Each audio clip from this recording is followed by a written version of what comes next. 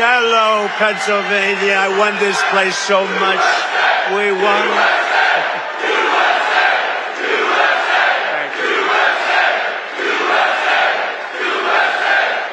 Well, I'm thrilled to be back in this incredible Commonwealth with the proud, hard-working patriots of Lehigh Valley. And I'm also proud to say I won this state in a landslide. We won it by so much. And remember, I had the couple of little statements, too big to rig. Make it too big to rig, because these people cheat like hell. They cheat like hell, but we won it by a lot. And maybe we should run again. Should we run one more time? I'd like to do that. But I got more votes than any candidate in the history of Pennsylvania. Can you believe that, Bo? You would have gotten more.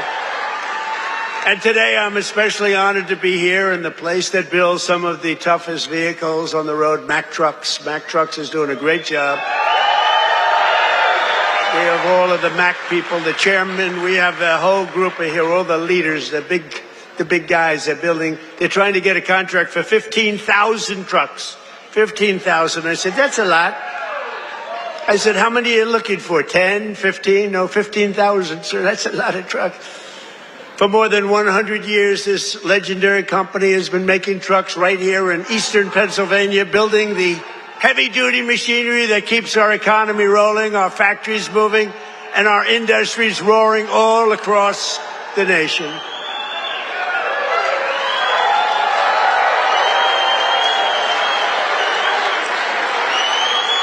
And you are the men and women who put your pride and spirit into those beautiful words, stamped on every Mack truck that said, made in the USA. It's made in the USA. And I want to especially thank the president of Mack Trucks, Stephen Roy, who I just met, who's a great guy, a great patriot, very Republican too, which I like. He's a very strong Republican. Stephen, where are you, Stephen? Stephen. We got to get a certain very talented congressman reelected. You know that. We got to get him. Where are you? Where are you, Mr. Congressman? We got to get you back in. Thank you. And thank you, Stephen. But a very special thanks to every single worker at this fantastic factory. The job you're doing here is incredible. And I know you're applying for a big one, and we'll see how that goes. We'll have to call up some people and see if it's good. If your price is right. Is your price right, Stephen? I don't know. Maybe we'll get it down a little bit. We'll get it down. 15,000 trucks. That's a lot of trucks. But that's what this is all about. It's greatness. You built this country, and you're the ones who are making America great again. We're the hottest country in the world. For decades, the workers of this Commonwealth watched globalist politicians let other countries rip you off and close your factories, rob your jobs, take them away to foreign lands. And then I came along. We stopped it very quickly. Then we had a rigged election. But they were so stupid, they kept everything going a little bit for us. And what we've done in the last year and a half, nobody's ever seen anything like it. They put America first, they put China first, they put illegal aliens first, and everybody else first but you. But we put you first by a lot. But at long last, you finally have a president who is putting workers first, putting Pennsylvania first, and putting America first. We're doing that, and we're doing it like nobody's ever seen before. And starting on my first day back in office, and this goes all the way back to 2016 too, but right from a year and a half ago, nobody's ever seen anything like this. We're the hottest country anywhere in the world by a lot. But I stood up to the trade cheaters. They're cheaters and abusers and violators of the world like no president has ever stood up before. And now I'm standing up again because Iran cannot have a nuclear weapon, if that's okay. And we're doing quite well. I placed 50% tariffs on foreign copper, aluminum, and steel so they couldn't come in and steal your jobs. and sometimes even more than 100% tariffs. They weren't going to come in from foreign lands and steal your jobs. If they wanted to come in, they pay 100%, they pay 200%, they pay I don't care what it is. They're not going to steal your jobs, okay? And they stop.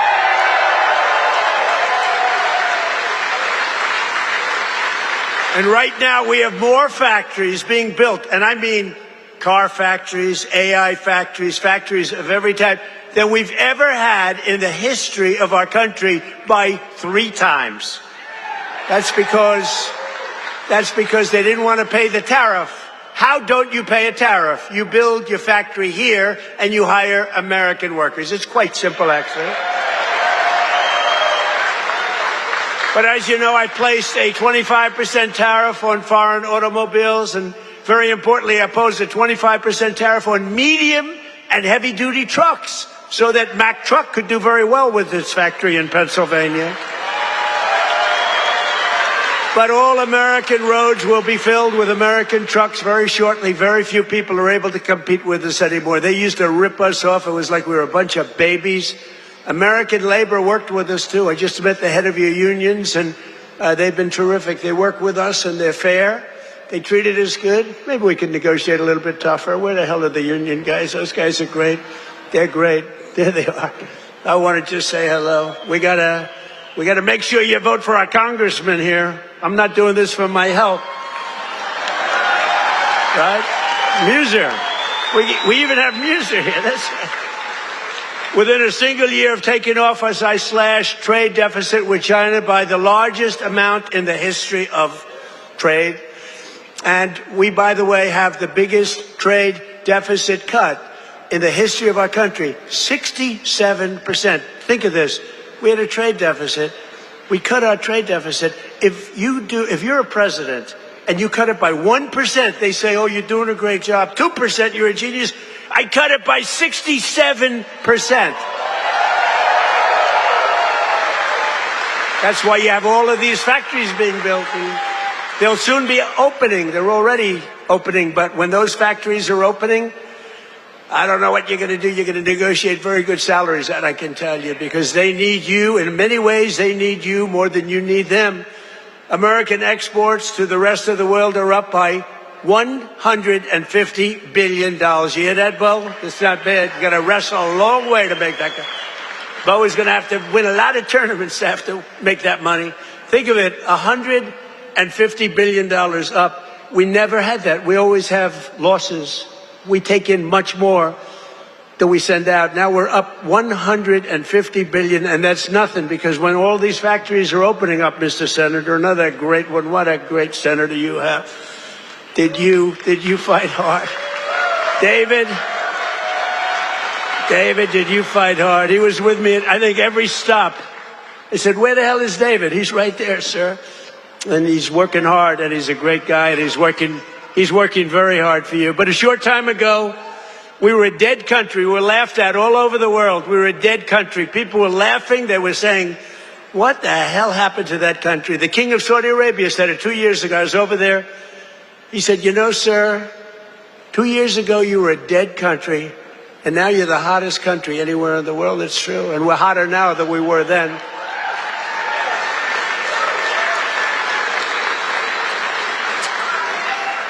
He then proceeded to announce that he's investing $2 trillion in our country, along with Qatar, along with UAE. Bahrain is investing, Kuwait's investing, but countries from all over the world, they're all investing in the United States. 2 years ago, they wouldn't even think of it. They thought we were finished. When I went to China 2 weeks ago, I met with President Xi, and we greeted each other, and he looked at me and said, man, do you move fast. Because they thought they had us, but now it's really the opposite. We are doing numbers that nobody's ever seen before, so it's great. It's great. We had a great meeting. But as you know, we just achieved a historic peace agreement with Iran to end the conflict in the Strait of Hormuz. And by the way, yesterday, 19 million barrels of oil flowed out of the Strait of Hormuz, a very beautiful place.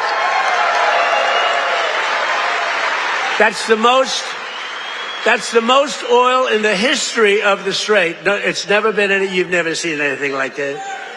It's called an oil gusher. And most importantly, we are ensuring one thing very importantly, because this is why I did it. I did it for this reason, 99% for this. Iran will never have a nuclear weapon, and they've agreed to that. But remember, this wasn't easy. We had 47 years worth of presidents and other people, other countries too. We're not the only one that never did anything. They were the bully of the Middle East. And now we're leaving Iran with no Navy, no Air Force, no anti-aircraft, no missile capability, no nuclear program. We're leaving them without any nuclear capacity, and they've agreed to that. And we're getting along quite well, although if you read the fake news, you never know. Think of it, the fake news. They have no army, they have no navy, they have no air force, they have no anti-aircraft. We can fly over Tehran just at will. Nobody going to do anything to us. And then I read the fake news that they're doing quite well. They're not doing quite well. These people right there, look at all of them. Whoa, whoa, whoa. That's a lot of press. That's almost as much press as Bo had at the White House last week when he knocked out his opponent in the first round. Right? I think you had more. Bo had more press. But the Iran economy has been crushed, and their defense industrial base has been damaged so severely that it'll take them many years to rebuild, many, many years. And now we're trying to work out a deal that's fair. And we also want to work out a deal. You know, the stock market hit a new high today again, and oil for the first time in months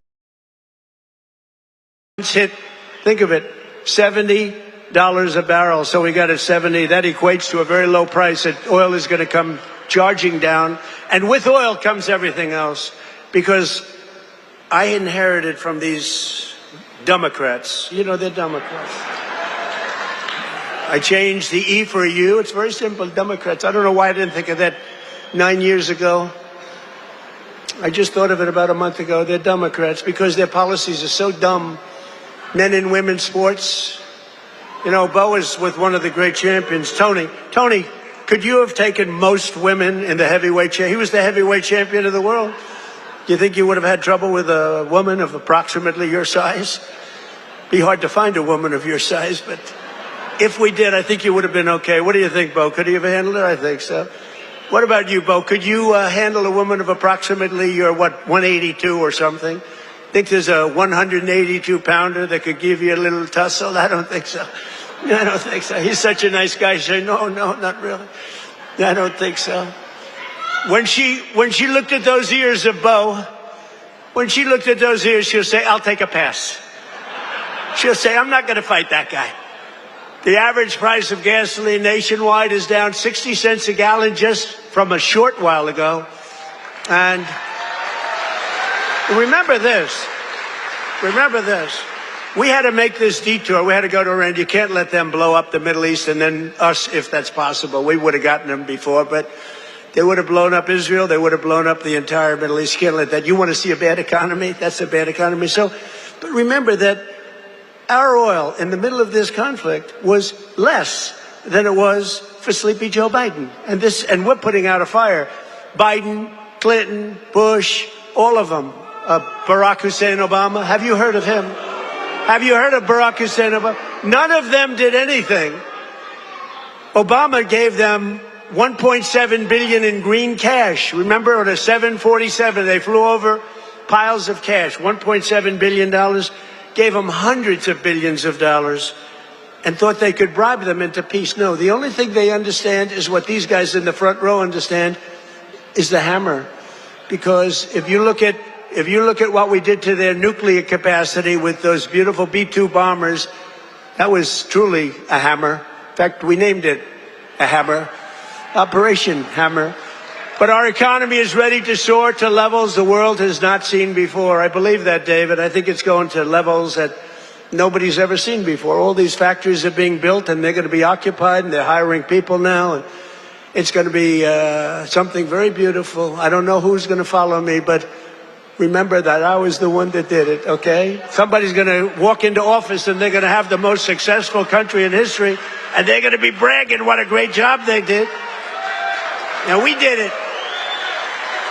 In 4 long years of the crooked Joe Biden administration, they got less than $1 trillion of new investments. So think of it, Crooked Joe. What do you like better, Sleepy Joe or Crooked Joe? Ready? Sleepy Joe. Crooked Joe. I'm surprised. I like Sleepy Joe better, but Crooked Joe. They're both good. I use them both. But in less than 1 year, so they did much less than $1 trillion of investment from outside the world. Much less than $1 trillion. We just have the final. We had 11 months at 18, but we just got the final. $19.1 trillion in 12 months. Can you believe it? Investment from all over the globe. And since the election, the stock market has set 73 all-time records. In other words, yeah, sit down. We've got plenty of time here. It's an honor that you're all standing. Oh, look who we have, the Wall. Stand up, Wall. Look at this guy. Oh, I'm going to get a suit just like that guy. I'll bet he's been to 200 rallies. Him and, where are my guys? Oh, look at my guys, front row Joes. I got these front row Joes. And where are the women from North Carolina? They're here. They travel all over the world. I don't know what the hell's with their husbands. These beautiful women from North Carolina. They travel all over. They went to 200 rallies. How many rallies have front row Joes gone to? Hundreds. Everyone. And then it was very sad. My last rally, I said, I may never see you again, right? And then we won the election in a landslide. And who the hell do I see? I see my front row Joes. So I'm happy about that. Thank you. What a group. We had some group. We'd be all over the place. And when they didn't make the front row, it was very demeaning to them. They were not happy, right?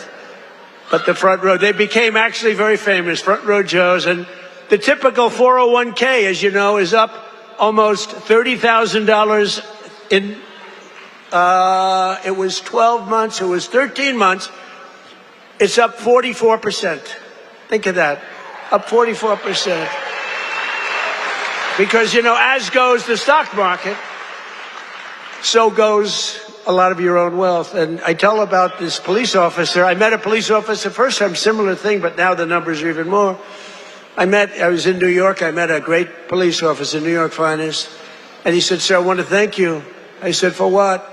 He said, my wife didn't think much of me very much. We were having marital difficulty, actually. She thought I was nothing. I'm a police officer. I'm a tough guy. I looked at him. The muscles were all over the place. He didn't suffer from that. But she thought maybe that muscle wasn't so good because he was always losing money in the stock market. And he said, sir, in the last year and a half, my 401k is up 74%, sir. And she thinks I'm Warren Buffett. She thinks I'm a super genius.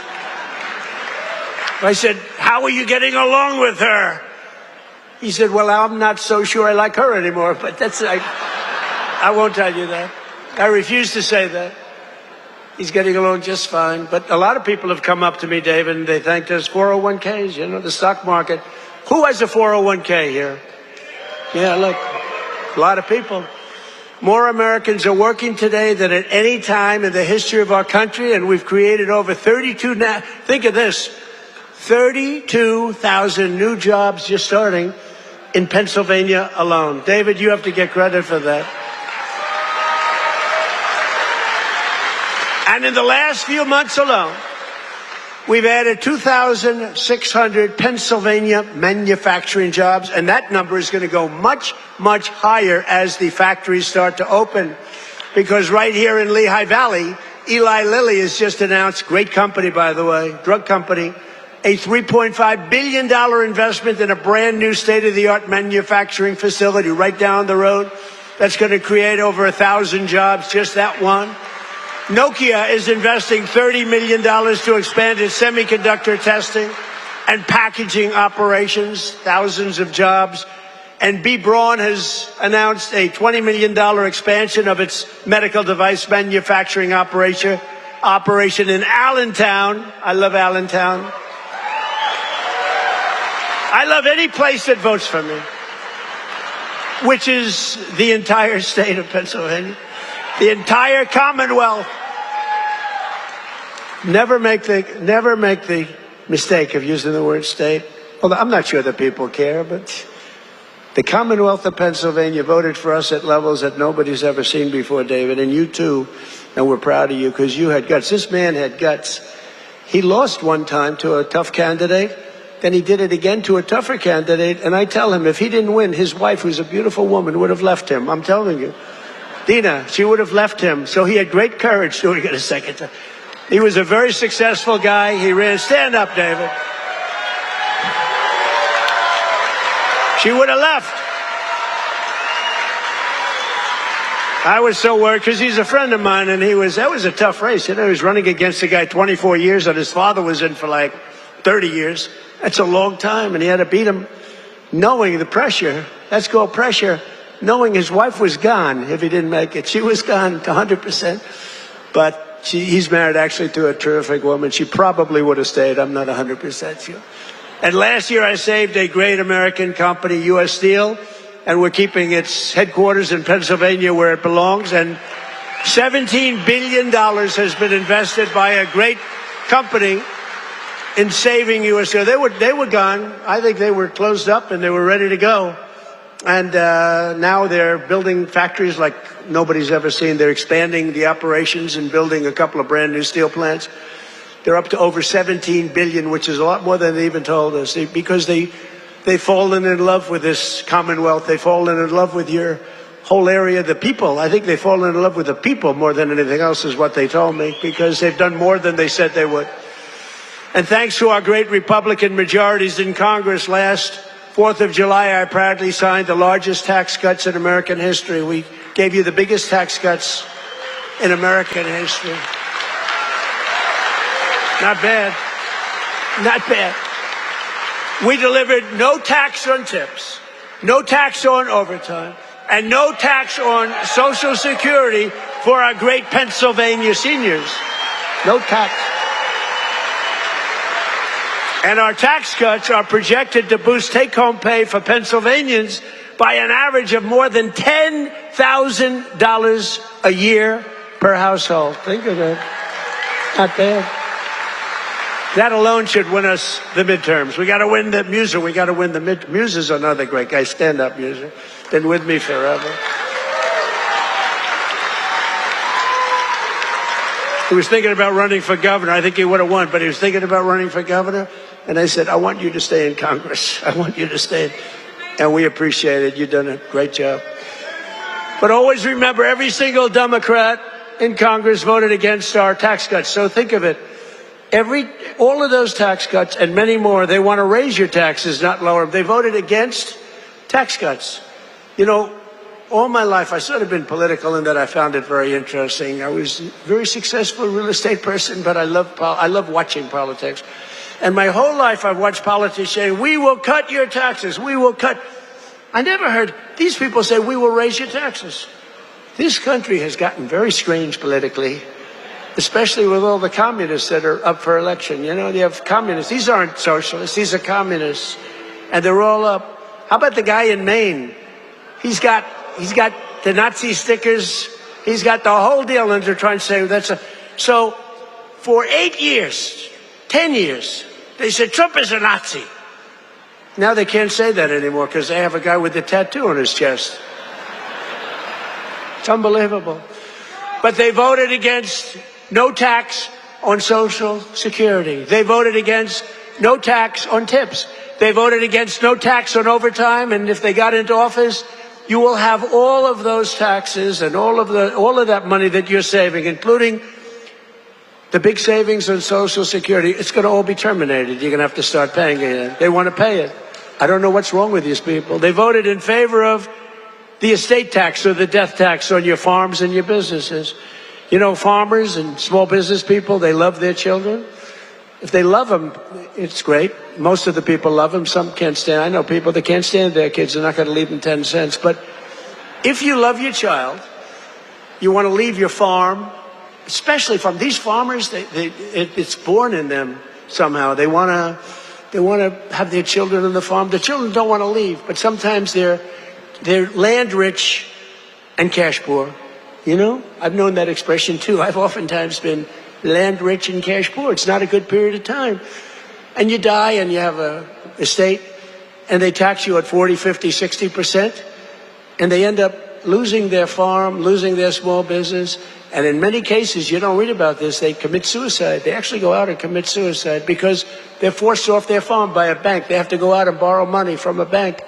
And they're forced to go out, borrow the money. They're unable to pay the loan. And the bank, even if it's a nice bank, they give them a chance, they give them another chance, and then they ultimately foreclose. They lose everything. And in many cases, they commit suicide. And I said, we're not going to have that crap go on. So you have no estate tax to pay on your small farm, small business, on your farms, your businesses.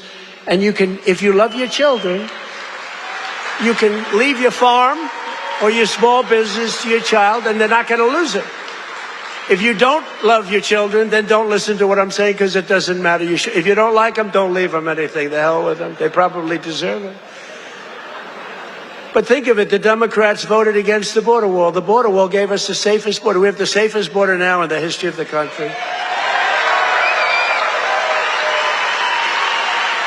They voted against voter ID. You know why they voted against voter ID? Because they want to cheat. There's only one reason, Mr. Wall, right? Correct. Where do I get that suit? One day, I don't know if it's very presidential. I'm going to walk up in a suit with the design of the wall on it. I don't know. What do you think? I already have a lot. You know, I have a very elegant wife, and she says, darling, please, please, don't dance. It's not presidential. I said, but the people love it when I dance at them.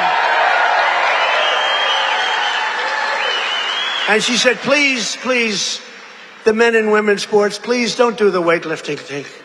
And don't do the swimming thing. You know, the weightlifter where he goes up and the record stood for years and years and years. And this young lady, she's trying out for the Olympics and she's going to do it.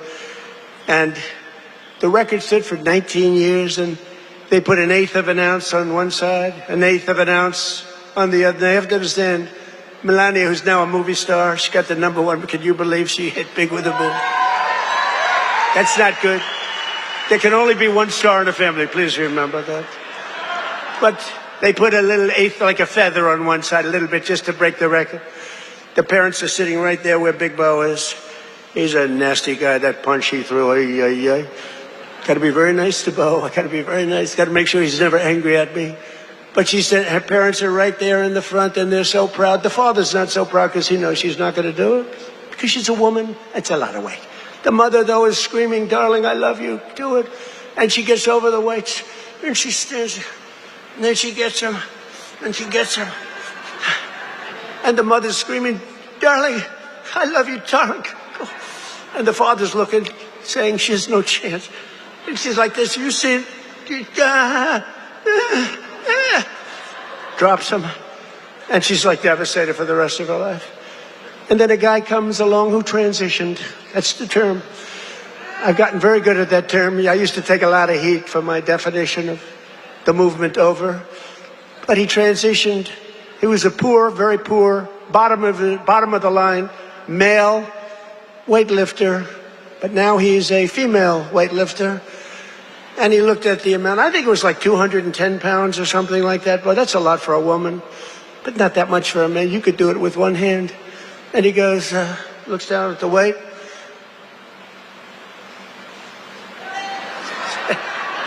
I think he did a few things for emphasis. And he won the medal. And everyone said, oh, isn't that wonderful? Are we crazy? Men should not be able to participate in women's sports.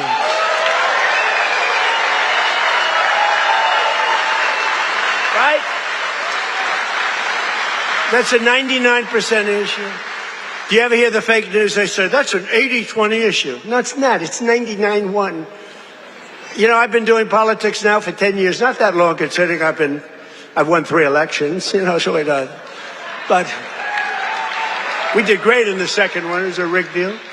But pretty short. But with all of that, and all of the time I spent speaking to people, they say, sir, could you cut taxes on this? Could you get me a tax deduction on a car loan? I did that. By the way, I did that.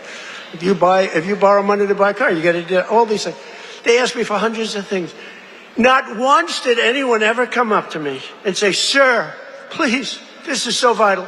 You have to be able to have men play in women's sports. Please, sir, could you pull that off? I've never had anyone ask me for that. So I say it's a 99-1 issue, not 80-20. The fake news back there, they say, oh, that's a tight issue. But I don't like talking about it because I want them to continue on with that. I want them to continue on with they're in favor of the mutilization of your child for transgender purposes, the mutilization of your child. And I would say politically, it's a very good thing to run against a person that's in favor of that kind of stuff. So we let them, we don't bring it up during off-political seasons, but we have a political season coming up, and they'll be doing all of that nonsense, and they're going to lose a lot of elections. And now, if you look at New York, we have all communists running. They're all excited. They're going to win their primaries, but I can't imagine they can beat a normal Republican. So I think it's a good thing, Musa. What do you think? I think it's a good thing. Wouldn't you like to run against somebody like that? Well, Shapiro's not that much better, to be honest with you, but I won't say. They're all being forced. They're all being forced. A guy like Shapiro, he's going to be forced to the left. Otherwise, he's not going to get the nomination. But they voted against proof of citizenship. Think of it. We'd like to have proof of citizenship. You walk into the voting booth. Would it be okay, sir, if I looked at your citizenship? How dare you ask me for my citizenship? You know, in California, if you ask that question to a voter, you are criminally liable. In other words, they can put you in jail. If you say, sir, do you have proof of citizenship? They put you in jail if they ask that question. You're not allowed to ask that. Did you know that? It's the craziest thing I've ever seen going on. Hey, did they screw the kid, Pratt? Boy, he's leading, and all of a sudden he's lost. And it was sort of interesting. The election, you ever see an election where they're 2.5 weeks in? An election that takes weeks to count the votes? But after the evening, it looked like he was going to win or certainly be in the runoff. And then I started hearing rumors as the days went by, days and days went by, that Pratt is fading. He's fading. I said, they rigged the election. And then lo and behold, he didn't qualify, even though he was so far up in the third place person that it was almost impossible, and he didn't qualify. And then it started happening with the next candidate, Steve Hilton, who's running for governor. He was up in front, just about leading, no problem. And all of a sudden, about 4 or 5 days after, this is after the election's over, they said, Steve Hilton is starting to lose votes. I said, here we go again. And I called up the U.S. Attorney in California. They said, we're going to have a number in the next week. Next week. I called up the very powerful, very good U.S. Attorney in California, and I said, do me a favor. Take a look. They're trying to steal that election, too. I guess they called up.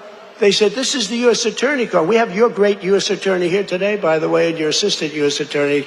They're doing great. David, thank you. But so over the next week, he was definitely going to lose, but the U.S. Attorney called. We want to check your votes. About an hour after the call, ladies and gentlemen, Mr. Hilton has won. So had I not made that call, Steve Hilton would right now be watching the election from home. So I don't know, he would have a great chance, but the election's totally rigged. California's totally rigged. All mail-in ballots. It's a disgrace. We got to pass the Save America Act, okay? Got to pass.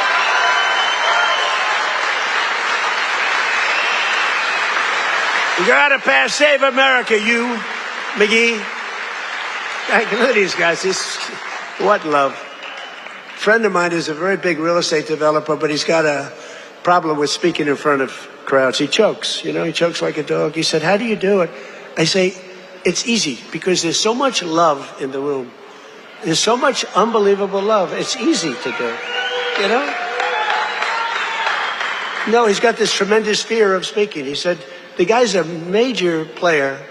Most of you have heard of him. And he's a killer. He destroys people for a living. Financially, not physically, financially. Physically, he can barely walk. He's a basket case. But he's up here. He's very smart. And he destroys people. He's very rich, but he can't get up in front of a crowd and talk. I said, what's wrong with you? He said, I don't know, I have a fear of crowds. Do you believe it? All sorts of people. You know, a lot of people want to do what I did. A lot of people, well, David did it. David was very successful, but he's a great speaker. But a lot of people, they say, well, Trump became president from being a very successful businessman. He became president. I want to do it too. And that's when they find out that they might have the flaw of speaking, or even worse, is a terrible past. You know, the past will come out to haunt you. It's not an easy thing to do, but I love it. You know, I say it's real easy to do when you have people that love you. I guarantee, who here voted for Trump? You know?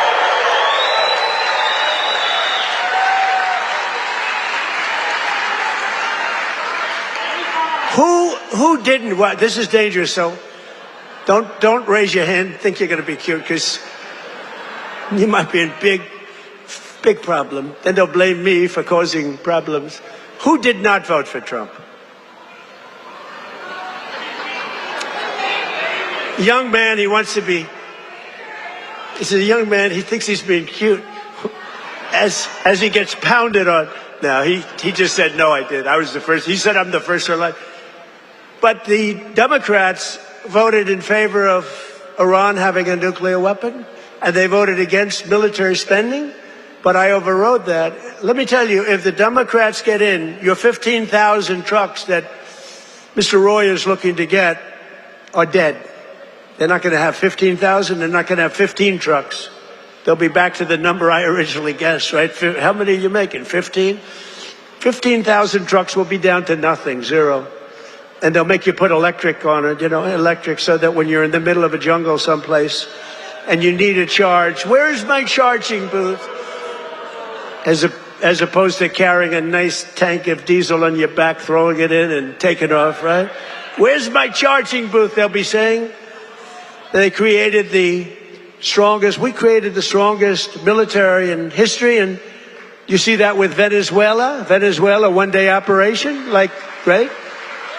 Good army. And now we're making a lot of money with Venezuela, and Venezuela is doing great also. It's a happy country now. But it took us exactly 48 minutes to win that war. We have the greatest military in the world, 48 minutes. And we've paid for the cost of the war, where do you hear this? 28 times already. More, but 28 times. So the cost of the war, we've already, because we brought millions of barrels of oil out, and we're getting along great. The people running it, they're our people, they're great people. And the people are happy in the country. They have smiles, they were miserable, they were starving. But they have a lot of oil under that ground. You know how you find oil in Venezuela? Just look at the ground. You'll see oil bubbling up. They have so much oil, they don't know what to do with it, but they had a bad system. They're making more money now for the country than they've ever made before, and we're making a lot of money too. But also Iran, we knocked them out. 1 week it was essentially militarily over. Much bigger country, 91 million people. And much different ideology. The ideology of the Muslims is slightly different than the ideology of the Catholics. We have the Catholics and the Muslims, slightly different. But Venezuela's been great and Iran's been great. I mean, you know, if Iran's reasonable, if they're smart, otherwise we'll have to finish the job, which will take about maybe less than a week. But they're going to be okay, I think. They're going to do what they have to do because we want to have it done. But they voted against lower energy prices, the Democrats did, and then they went on to create the highest energy prices that we've ever had in the history of our country. People don't realize that. Much higher than ours during a war. They had the highest inflation in history. The highest inflation in history, they say 48 years, but that's sort of history as far as I'm concerned. And they were absolutely terrible on affordability. Remember, I got here, my first day, the fake news is screaming at me, what about affordability? I'm only here 1 day. Remember, eggs were up about 5 times higher than they ever were.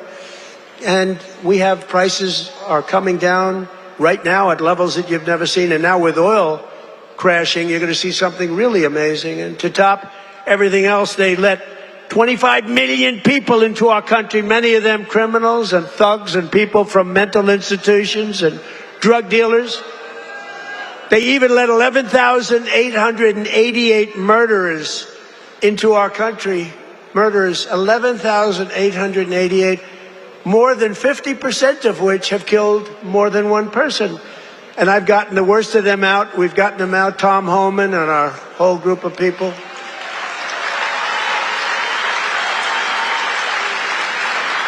But the Democrats want open borders, and they want them all to come back in. You can imagine that.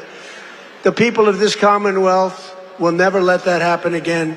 What they allowed to happen to our country, we can never allow to happen again. As an example, the war with Russia and Ukraine would have never, ever started if I were president. We can never let elections get rigged again. But we're pleased to be joined today by one of those Pennsylvanians who's benefiting from the historic tax cut, Sergeant Sam Elias, with the Bethlehem Police Department. He's a great guy. Ooh, they know him. Sam works the night patrol so that he can help his wife take care of their 6 beautiful children during the day. And I'm told their youngest is named Melania. Can you believe that? They named Melania. Where did you come up with that one? After our great First Lady. So Sam is taking home thousands of dollars extra because of no tax on overtime. And Sam, do you want to come up and say a few words? Come on up. Come on up, Sam. Thank you for all you do. Thank you.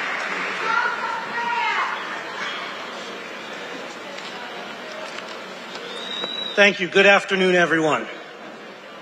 I'd like to express my appreciation to President Trump, Congressman Ryan McKenzie, and the entire White House administration. As a father of 6 children in a single-income household, I can tell you the Working Families Tax Cuts is a policy that helps my family. Hard work should pay off, not get punished with higher taxes. No tax on overtime, no tax on tips means more money in the pockets of working Americans. For my family, these savings have translated to what was once a day trip to the park, is now an overnight stay at the Jersey Shore. Bigger tax returns have allowed Americans to create new family memories and save for future projects. As the President said, I also work night shift as a police sergeant in the fine city of Bethlehem. Thank you.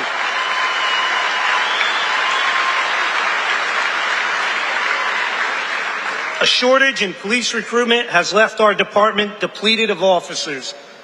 Our officers get called out for overtime to cover these shortages. Some pay periods, officers are working over 40 hours of overtime. That's why I'm grateful for no tax on overtime. Thank you, Mr. President.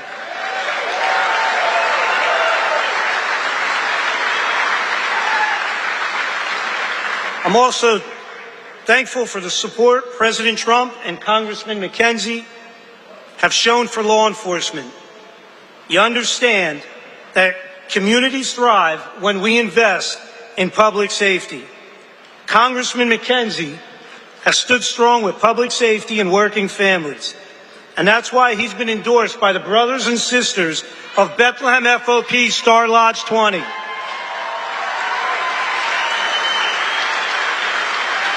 Congressman McKenzie has been on the front lines in supporting public safety.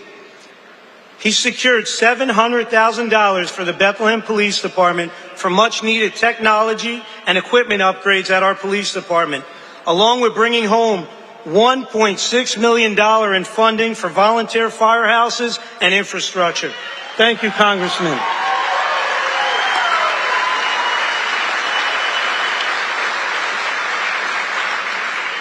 I'm a very grateful American, a son to Lebanese immigrants who came to the United States 50 years ago in pursuit of the American dream. My 80-year-old father is here with me today.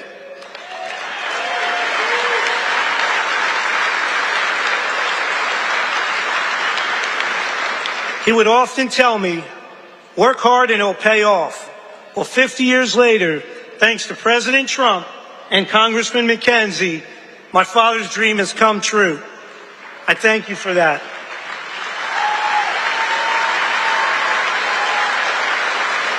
Thank you. Additionally, thank you to President Trump and your entire administration, after more than 50 years, the Lebanese people finally have an American ally who advocates for a sovereign and independent Lebanon governed by the Lebanese people. Thank you for that. Mr. President, you have the support of almost 20 million Lebanese people worldwide.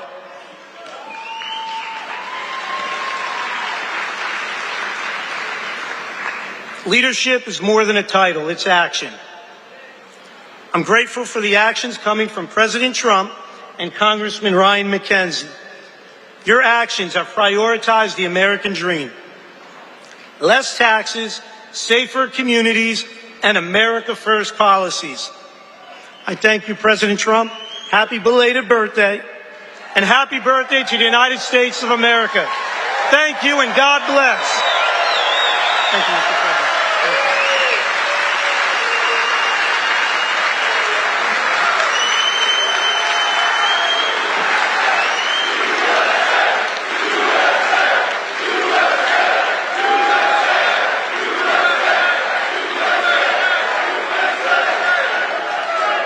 Thank you very much. You know, I just looked at all these pages. I said, oh, we're in trouble.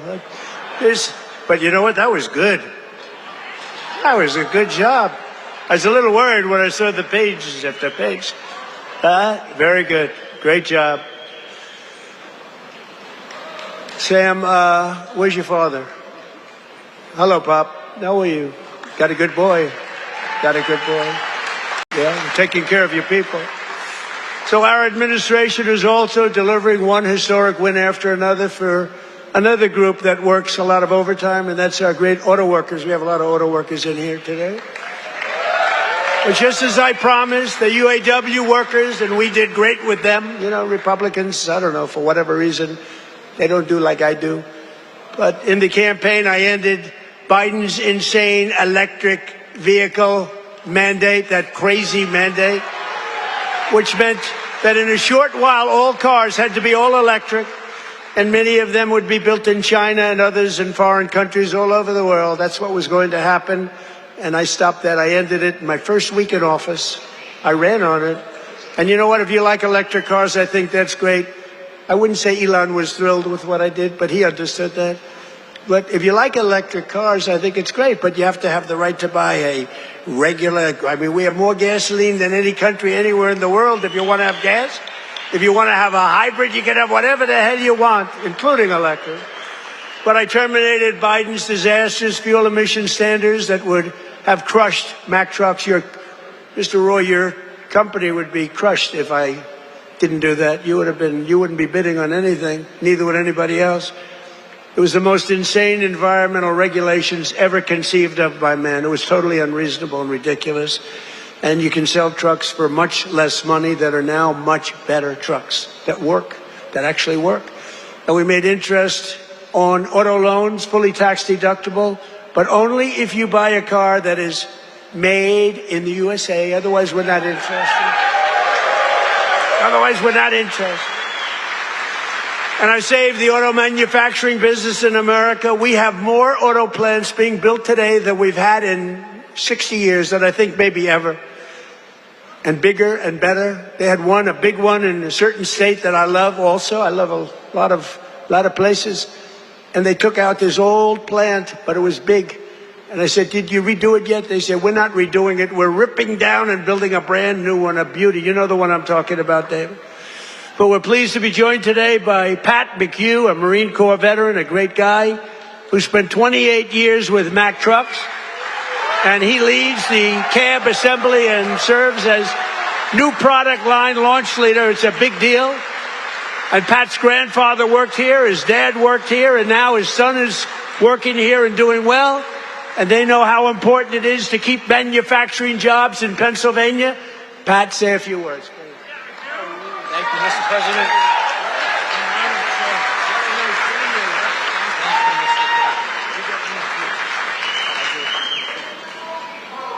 Wow.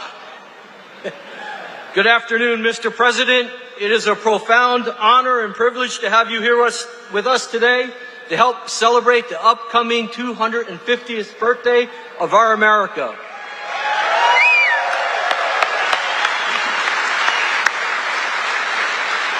and most recently, our 125th anniversary of building Mack trucks.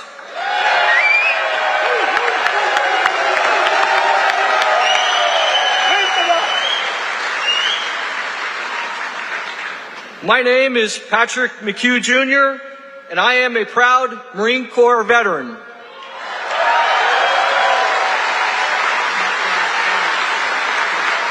In addition to that, though, I am an even prouder Mack Truck employee.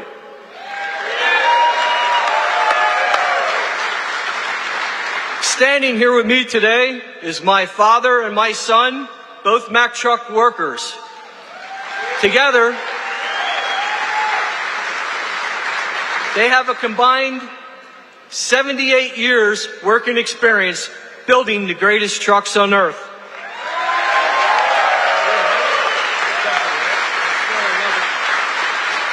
You can say Mack Trucks runs in our blood. At Mack Trucks, we work hard to build the trucks that help build America. And we are proud that those trucks are built in the United States of America.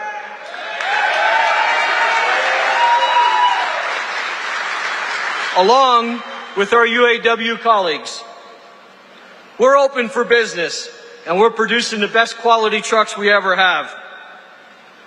On behalf of our entire team, we warmly welcome you to our plant, Mr. President, home of the finest trucks in America, built by the most skilled and dedicated workforce in the trucking industry.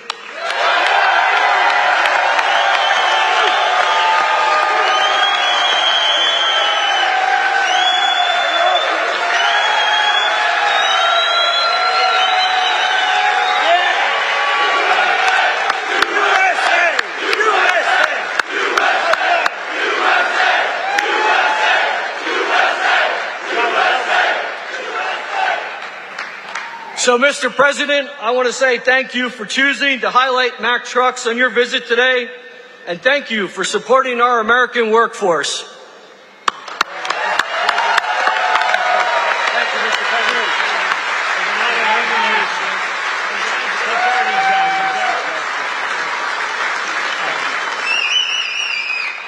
Well, thank you, Pat. That's a good family. That's a great family.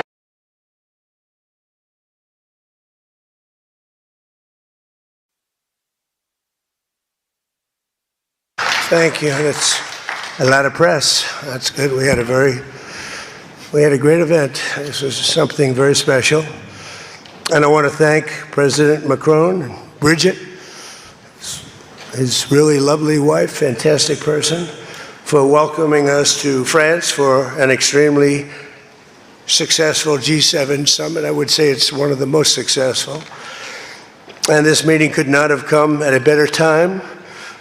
On Sunday, we reached an agreement with Iran that achieves everything we set out to accomplish, everything and much more.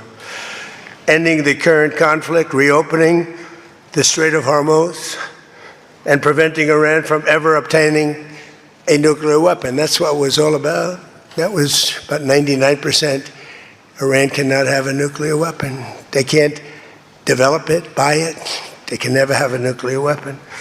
At the same time, with this announcement, or close to it, as people started to think it was going to happen when Iran was making some very positive statements, the stock market has surged to record highs, picking up thousands of points over the last short period of time, thousands of points. And oil is dropping like it has never dropped before, at levels that went in numbers down $7, down $8. They've never seen anything like that. But if we didn't do this deal, we could have dropped more bombs for another 3 weeks, 2 weeks, 4 weeks, 2 years. You would never have the Hormuz Strait open. You would never have success. Your market would have, instead of going up at levels that nobody's ever seen before, would go down at levels that nobody ever saw before, maybe except for 1929 or whatever. And you know, all the tough guys don't realize that this wasn't a 3-month deal. This was years in the making. You know why? because I was the one that killed General Soleimani. And if I didn't kill General Soleimani, we probably wouldn't be talking right now about this deal, because he was a mad genius. They never were able to replace him. But a lot of people forget that. The tough guys, the tough guys that would drive the country right down the tubes. The past 2 days have provided a chance to discuss the details of this historic agreement with many of our closest friends and allies, including the G7 nations and many presidents and prime ministers, as you saw. Prime Minister Modi was here. We had a long talk. He's a great guy. They are thrilled that we made a deal, every one of them. There's not one nation that came to us and said, please, sir, keep dropping bombs on them. Please keep dropping bombs. The stupid people say that. But I'm thrilled to report, and by the way, those last 2 days were brutal. $200 million worth of bombs. And, it is expensive too, by the way, aside from everything else. And they knew I was coming for a third night. We informed them we're coming for a third night. They didn't have their Navy, it's sunk. They didn't have their Air Force, it's gone, not one plane. They didn't have anti-aircraft equipment, so we got free reign. They didn't have their leaders, but they have a new group of leaders that I think is, actually, I think they're smarter. I think they're very smart.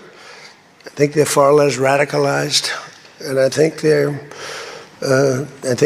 really good. They love their country. You talk about regime change. Nobody will say that, but I guess look, their one set of leaders is all gone. Their second set of leaders is all gone. Their third set of leaders, a little bit gone, but for the most part, and frankly, I think that's regime change. I think they're going to behave much differently. I think they see a different way of life that they were never exposed to.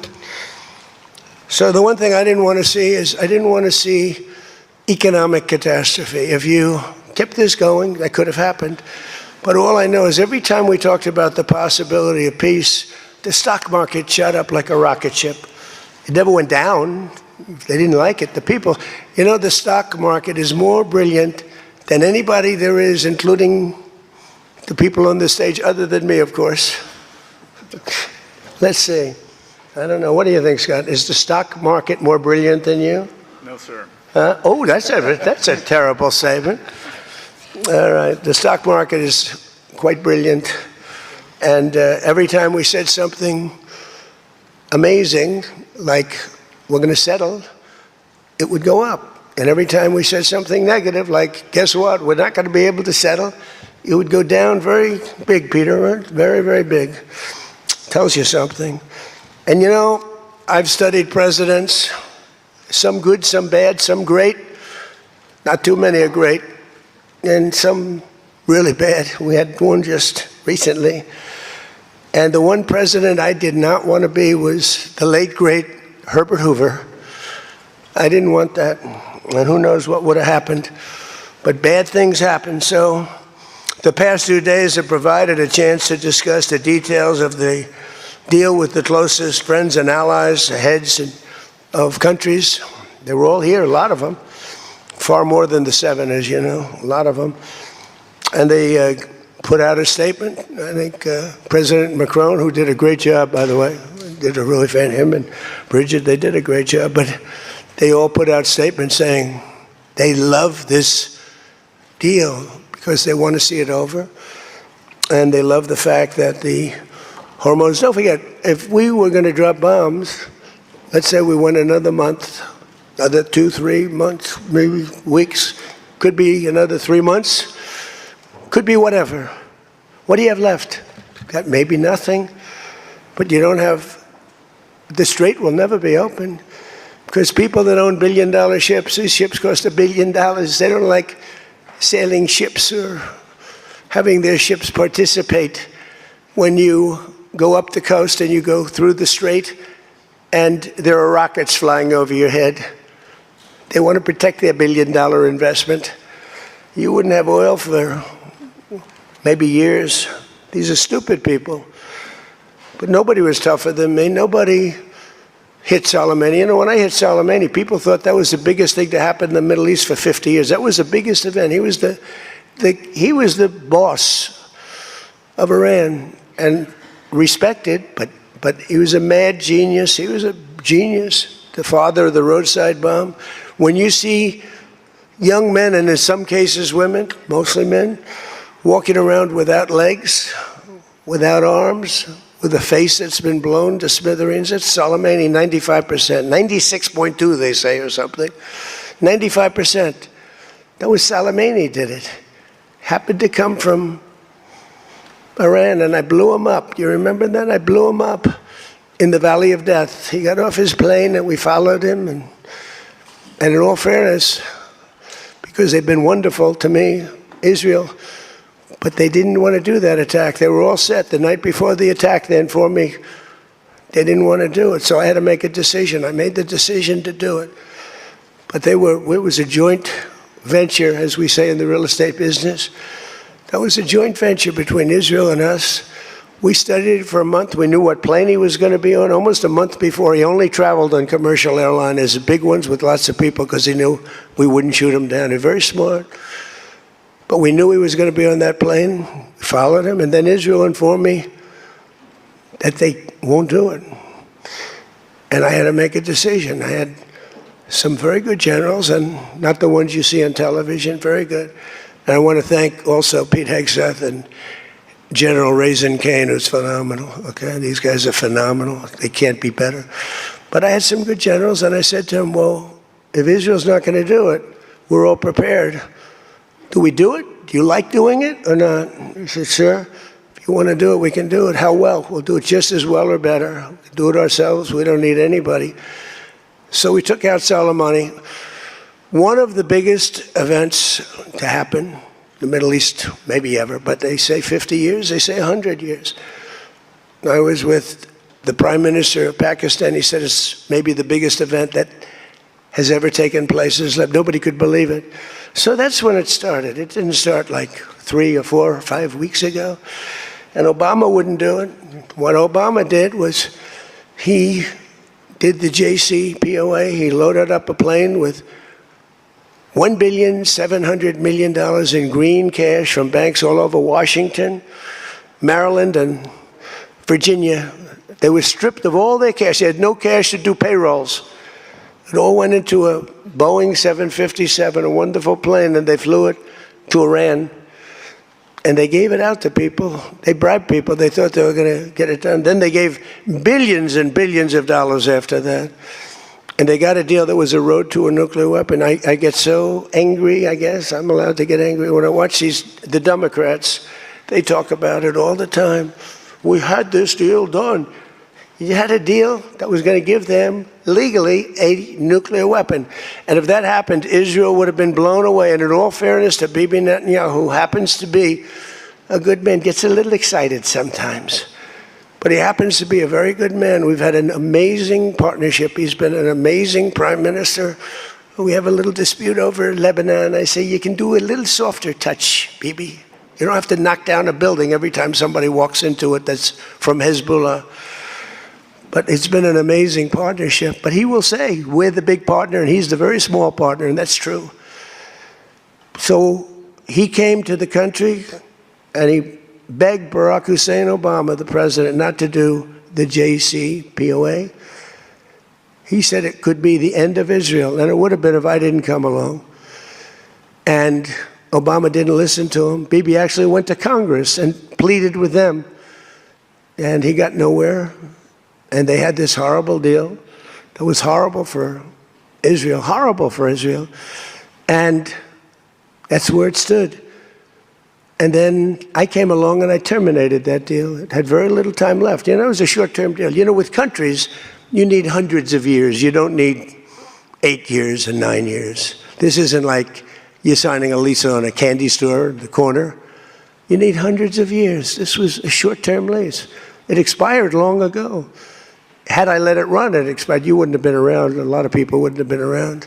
But Israel would have been terminated. I think the whole Middle East would have been terminated. You saw that when everybody was shocked that all these missiles, they were aimed at these different places. Qatar, Saudi Arabia, UAE. Think of it. Bahrain, Kuwait. They got hit. Nobody thought that was, even I didn't think it was going to happen. They didn't think it was going to happen. They were going to take out the entire Middle East, including Israel. And if they had a nuclear weapon, they would have used it within moments after getting it. So I made it very tough for them when I terminated the Barack Hussein Obama catastrophe. JCPOA, one of the worst deals. NAFTA might have been worse, but that was worse economically. This deal was really dangerous, what he did. He gave them everything, including a lot of money, which we don't give them, by the way, just in case you have any question. We'll be giving this out so you can read it and you can see. And it's a memorandum of understanding. If it doesn't get done in 60 days, that's all right. We go back to bombing. You know, I don't want to do that because it's so good. But we might have to, because we're never going to let them have a nuclear weapon. But they've agreed not to, and you'll see that very clearly in the agreement. But then the second phase of that was they were building, or they were enriching material, as they say. I call it nuclear dust. They were enriching material under granite mountains. Granite being, for those not in the construction business, granite being a very strong, the strongest stone. It's not as pretty as marble, but it's much stronger. It's a lot stronger. Like the new granite I put on the stairs of the White House going to the Oval Office, the black granite, it's rated 1 million years plus. No marble's rated that. Marble's rated 100 years if it's outside. So these are granite mountains, and the B-2s came along and they hit those air shafts in the dark at 1 o'clock in the morning with no moon. They had a beam going right up everywhere. Those guys did a job, and then they were criticized by certain members of the press, like CNN, for possibly not doing that much damage. And it turned out that the damage was far greater. Those mountains collapsed right on top of everything. Nobody's going to get that for a long time unless we want to get it. We'll get it. But we're the only ones that can. And they say China has the equipment to get it, and we have the equipment to get it. And it's actually not valuable. Not a lot of value, but we'd like to get it psychologically, but nobody's touching it. We also have cameras. That's what Space Force is. We have the greatest military in the world, by the way. But I'm proud of Space Force because I started it. We have Space Force cameras on every single door, well, there are no doors. They've been pretty well shattered, but every area of that. If somebody walks in and he's got a badge with his name on it, like Mohammed something, which is about a 50-50 guess, Mohammed something, they can tell the name, they can give you a serial number, we can see things you wouldn't believe, the quality of the stuff that we have. That's why we've been so successful. That's why our blockade will go down in the annals of history as being unbelievable. Nobody's ever seen a blockade like that. It's like a steel wall.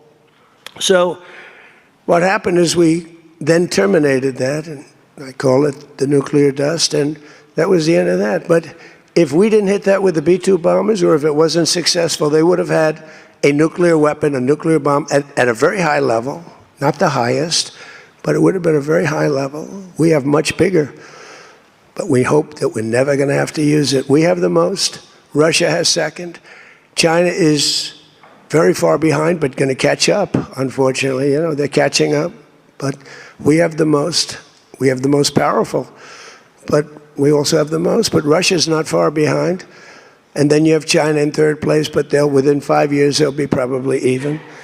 And we ought to make a denuclearization deal. It would be so great. We don't need all of that. We don't need to be able to blow up the whole world 300 times over. It's terrible.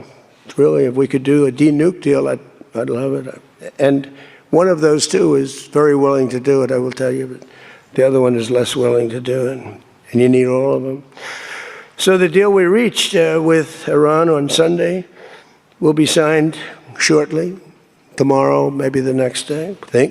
Subject deals. My whole life is all about deals. That's all I ever did is make deals, and crazy things happen with deals. I've gone into deals where it's a guarantee.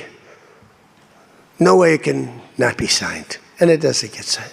And I've gone into deals that you have no chance of making, and they go like nothing. So, but we're going to most likely sign a deal. They want to sign a deal, and they've been acting very appropriately. They took a big 2 hits last week. Those were two very big hits. So, importantly, Iran has agreed that they will neither produce nor procure a nuclear weapon. Neither produce, because originally they said, they talk about that they will not develop a nuclear weapon. And some people found it okay. These guys didn't, in all fairness. But some people, but I didn't like it. Said it won't develop. I said, what happens if they should buy? I don't know. It's very dangerous for somebody to sell, because whoever sells them a nuclear weapon will get nuked themselves. If they sold a nuclear weapon, only a few that could do it, they would be nuked. They wouldn't have that country long. So it's a very dangerous thing for somebody to do. But I wanted it in there. So it's develop, procure, buy, anything. And you'll see that when you see the agreement, but it's appropriate that we release the agreement. And we did send a copy to Israel, by the way. They've been a good partner. Again, I think they could do better with respect to Hezbollah. I'm not saying they shouldn't protect themselves. I'm saying when two drones are shot into the desert and drop harmlessly, you don't have to knock down buildings in Beirut. They could behave better. And frankly, they could do a better job. I love them as a partner. They were terrific. But they could do a much better job with Hezbollah. On that, I don't think they're doing well. And I feel very bad for Lebanon. Lebanon's been, it was a great culture. They had the professors, the doctors, the lawyers. It was an incredible culture, maybe the highest in the Middle East for years and years, centuries. And for the last 50, 60 years, they have been just trashed. They have been living in hell. So they'll work closely with us to turn over the so-called enriched material that's very deep in the bowels of the earth, very deep. Nobody can get it. So it's not important that we do it quickly, but we could do it fairly quickly. When we have a chance, we'll do it. But in the meantime, we have cameras on every inch of it. Nobody can do it. And if they do, we'll hit them with Patriots, that's all. And they'll be gone. And they know that. Technical discussions on the removal of all stockpiles of enriched materials will begin immediately. We're going to start that immediately. And unlike Barack Hussein Obama, who sent Iran pallets of cash and any relief they receive under this deal, they'll have to get based on merit. And it won't be from us. We don't have to give them anything. But some people may want to invest. Like, what are you going to do? Say you can never, ever invest in a country? I mean, it's pretty tough. I don't mind being tough, but it's pretty crazy. You can invest in a country. You can invest in any country you want, but you can't invest there. Well, they need investment because we did $1.5 trillion, maybe $2 trillion worth of damage. So somebody's going to have to help them out. There's no guarantee about helping them out. And could be their neighbors will help them out a little bit. I don't know. But it's a lot of money. Almost nobody has that kind of money. That's the kind of damage that was done. But we're not investing any money. There was a fake story. There was a fake news story that got a man, a person, a good person. JD made a statement. It was a perfect statement. And they reported it in a very strange way. But that's why it's fake news, I guess. So we don't give them money. We don't give them any of that.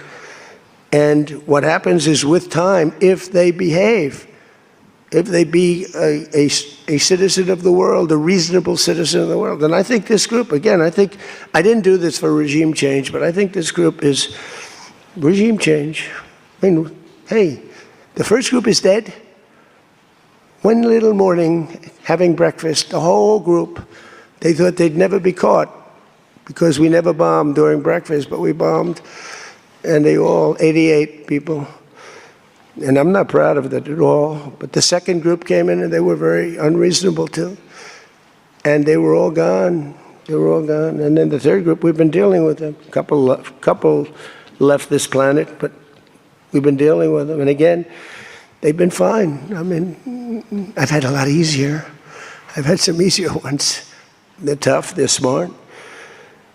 Maritime traffic through the Strait of Hormuz has already increased very substantially, and the normal flow of energy will resume in the coming days, and trillions of dollars will be made by the world, and the stock market will, I believe, continue to rise. The only difference is that a player that's very volatile, very tough, very smart, frankly. You know, they have, in one way, a primitive culture, but it's also a genius primitive culture.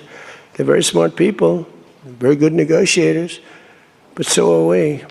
So rather than possibly going into a depression, rather than having your favorite president be Herbert Hoover, I was always the one I didn't want to be. I wouldn't have preferred Nixon. I wouldn't have preferred, there are plenty I wouldn't prefer, but the one I always thought of, Herbert Hoover, and he caused it. He raised taxes too fast, and he raised interest rates too fast, all at the same time. And it caused the Great Depression. So I don't think I'll make mistakes like that. I lower taxes, I don't raise taxes. In fact, we just gave you the largest tax decrease, largest tax cut in the history of our country. So we'll be working on a parallel effort with the Gulf nations to address non-nuclear issues, such as the conventional ballistic missiles, which we'll be talking about, and support. I mean, they have to have some because other people have some. You got to have some. Somebody said, you shouldn't give them one. I mean, I have guys, I like some of these guys, but I don't think they're smart. Sir, you shouldn't let them have any missile. I said, well, what am I going to do? Am I going to let Saudi Arabia have missiles, but they can't have them? Yes, sir. It doesn't work that way, you know? It doesn't work that way. And missiles aren't the problem. Missiles they hurt a little location, but they don't blow up the planet. So the Gulf nations will address the non-nuclear issues. As we'll be talking about the ballistic missiles, and we'll talk also about the terrorist proxies that they have, that we don't want that to happen. But I want to thank our partners in both Pakistan and Qatar. These people work so hard. And they knew him a little bit. In the case of Pakistan, quite well. In the case of Qatar, they were sort of at odds. And, you know, Qatar was great because they had right next door. When I flew from there, from that location to Saudi Arabia, I'd fly for 40 minutes, and I'd fly to UAE for 40 minutes, to great leaders there, by the way. In the case of Saudi Arabia, the father's still alive, and he's fantastic, and the son is going to be great. He's going to be great. The Crown Prince and Mohammed at UAE is an incredible warrior. He was dropping bombs. Last week I said, who the hell's dropping all those bombs? It was UAE. He's a good fighter, Mohammed. But every administration for decades has sought to get Iran to relinquish its nuclear ambitions, but the threat only got bigger. The words got bigger and bigger and stronger and bigger, and nothing ever happened. And Iran got stronger and tougher. If we didn't blow them up the first time and then blow out those weapons, they would have been unstoppable. This should have done, what I'm doing and what I did, should have been done years ago. Would have been much easier, much less firepower. But it wasn't. And again, I want to thank all those countries, and I want to thank Israel and Bibi Netanyahu. So obviously the breakthrough would not have been possible without the unprecedented pressure the United States put on the regime over the past year and a half. But again, it started a long time ago. It started with the death of Soleimani. That was a big deal. No president in history has ever been tougher on Iran than I have, and they know that. And by the way, if they don't honor the agreement, or some things aren't even mentioned in the agreement, it's a memorandum of understanding, but we have an understanding of certain things without writing it. And if they don't honor that, we'll probably go back to bombing them until they honor it, you know? It's amazing what bombs can do. So I say it, the Obama deal was a road to a nuclear weapon, and let's call it the Trump deal, was a wall for a nuclear weapon that the nuclear weapon could not get through. Nobody's going to get through it.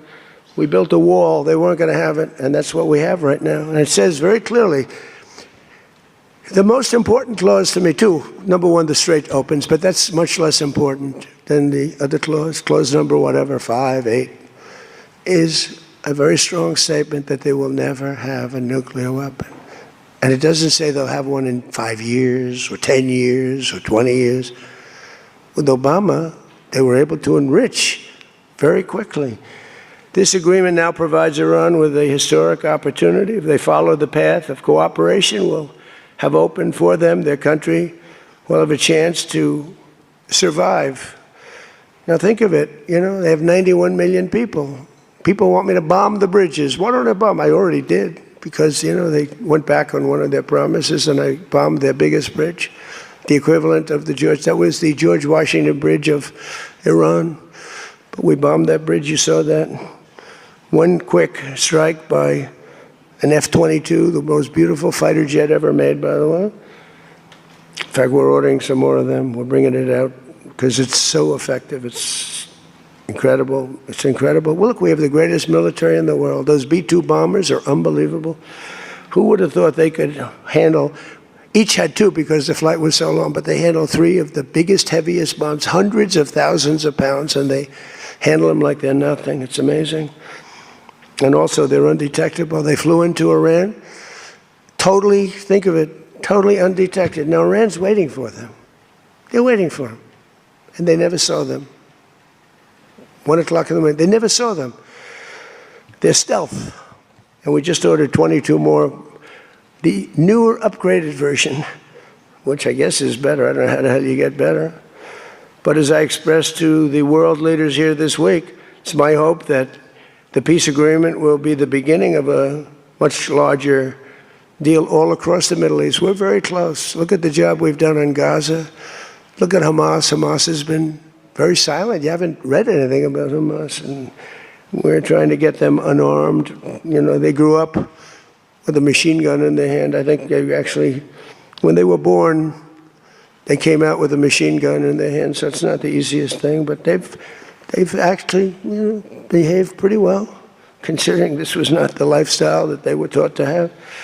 But including an end to all Iranian aggression, and they're not going to be Iranian aggression, and an end to war and terror in Lebanon. So the Lebanon peace is something we'll have to work on a little bit. It's a very small piece of the puzzle, actually, but it still makes a lot of noise. The big deal is the Iran deal. That's where the money is, where the power was. But they have Hezbollah, and we got to get that done one way or the other. We'll do it. I think Israel can do a much better job on it. Syria would love to do it. I was very responsible for the gentleman at Syria that's now the president of Syria. He's done a tremendous job. He's put that country together in a year and a half. Sort of like our country, a year and a half. It's pretty similar size. They said, please don't put him there. He's a very violent man. Al-Qaeda. I said, well, I know one thing, a Boy Scout's not going to work. And he's actually done a very good job. He'd love to go in and, you know, Hezbollah is an enemy of his, and he'd go in but he wouldn't knock down buildings every time he hears there's somebody. He'd just go and get them with precision. But I don't know that people want that. Maybe they don't. Maybe Lebanon doesn't. We have to be guided a little bit by Lebanon. And by the way, the president is going to be coming, Prime Minister, President, going to be coming over to see us very shortly, over the next week or two. Good man. He's, you know, man is living. What a tough life he's got, because he's got tough groups of people. And it's amazing. Amazing there is a Lebanon with all they've been through. They have been treated worse than just about, I think, anybody. Disrespected incredibly. So the expansion of the Abraham Accords is the other thing that we hope we're going to get. And I think Saudi Arabia, if they lead the way, they'd be doing themselves a big favor, because everybody that's in it, UAE went in right from the beginning. Again, he's a warrior. And they never got out. Nobody ever got out. You think maybe during the war, they were all afraid of, everybody was afraid of Iran. And that's why we ended up with the original members. But then when the election was rigged, that's right, and I wasn't here at all, nobody cared about anything. The country went to hell in every way. That was the least of it.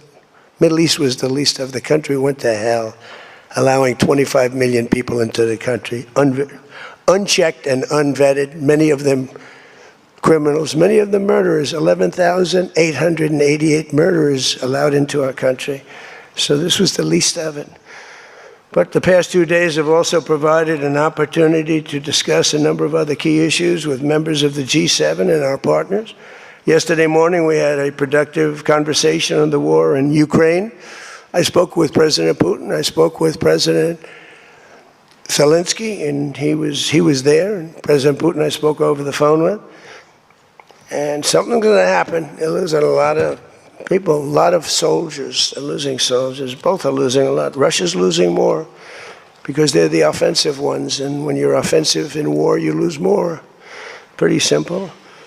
But I provided an update on my call Sunday with President Putin and expressed my continued hope. We had a very good conversation with President Putin and a very, very good conversation with President Zelensky. I think they both want to do something. They just don't know how to do it.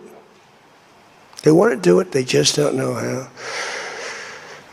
In our session yesterday afternoon on international partnerships, I offered an update on how the United States is leading the world in responding to the Ebola outbreak in Africa, sending $375 million in aid so far to help stop and contain the crisis at its source, and we've done great. I was with the president of a couple of presidents came over, by the way, from African nations, and they were so happy with what we did. But where it's unfair is we gave $375 million. The rest of the world gave essentially nothing, maybe a couple of bucks, but nothing. And they were all saying, thank you so much. And I think they've done a good job. It's a terrible thing. Ebola is a terrible thing. That's an unbelievable one. Fortunately, it's not like COVID where it's that easy to spread around, but it's rough. And we've done a good job. We've moved people to certain quarantine, certain locations. But today we also had excellent meetings on the economy and artificial intelligence, which is amazing what's going on with that. It's going to be the biggest thing ever. We have to be very careful with it. It's both great and could be bad. We have to be careful with it. But we're leading China. We're leading the world on that. We're allowing them to do their own electric plants because they need, as an example, those buildings are so big. And they're not taking the community's electricity. I gave them the right. It's my idea. I gave them the right to build electric plants like Con Edison in New York. Dig we must. And they've come up with plants that nobody's ever seen anything like them. Those are by very high IQ people. So they're actually building electric plants. So because otherwise they could never build a building because the grid is old and tired and broken and a mess. So they're building it, and they're going to sell very cheaply, they're going to sell their extra electricity into the grid. So we take care of a lot of things like California, which doesn't have nearly enough electricity. They don't know what they're doing there. And instead of having blackouts and brownouts, they'll be able not to. We found a great deal of unity here at the G7, and we signed a declaration on illegal immigration, the first time ever for a G7 statement. They did a beautiful statement. We signed other agreements to step up and to really coordinate and spend a lot of time coordinating drug trafficking and the stopping of drug trafficking, which is crazy. It comes through Mexico, comes through the southern border, the little that comes through. They find a way, they put it, they're genius. If they would use that genius for good, they'd be very rich people. They have it in engines, they have it in hubcaps, they have it in areas you wouldn't even believe. They have it in the structures of cars. Most incredible thing. But we've done a great job on it. We have drugs coming through the border are down 61%. Drugs coming through water, the sea, ocean, sea, Gulf, down 97.2%. That's the ones that get hit. Just like we hit the Iranian minesweepers and mine droppers, they call them. They dropped.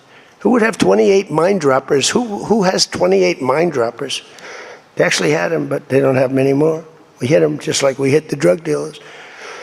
But drugs are down by water 97%, and over 60% they're down. And now we're going to go and focus on the land. They come through Mexico. Mexico has lost control of their country. The cartels run Mexico, and it's sad. And the president's a very good woman, but she's a very scared woman. The drug cartels are totally running Mexico. It's not even close. We agreed to accelerate our efforts to secure our critical minerals and rare earth supply chains, where we have great companies really going to town. we're going to give everybody a big run because we do it better than, and we had to get motivated. The G7 also agreed that the United States' new approach to international development based on the private sector investment is working at levels that they never thought possible. It's really working. I held a number of very positive bilateral meetings, including with the President of France. It was a very good meeting, actually. The Emir of Qatar, Sheikh Tamim, who's, I tell you, I wish I could really know the guy. You know, some people say, well, he lived in that neighborhood. You can't be saying things that you'd like to have him say. He was fantastic on this, and he's been a fantastic guy in terms of energy and getting energy out there. President of the United Arab Emirates, Mohammed bin Zayed, who's an amazing warrior. President El-Sisi of Egypt. Prime Minister Modi of India. We spent a long time together today. I spoke to Mohammed. I spoke to the Crown Prince of Saudi Arabia a number of times. They're all so happy that they're still, you have to have them happy too, you know. We're using their airports. Not that they could stop us if we didn't want them to, but it'd be nice that I went to get that little sucker. But I missed. I hate missing. But we spoke to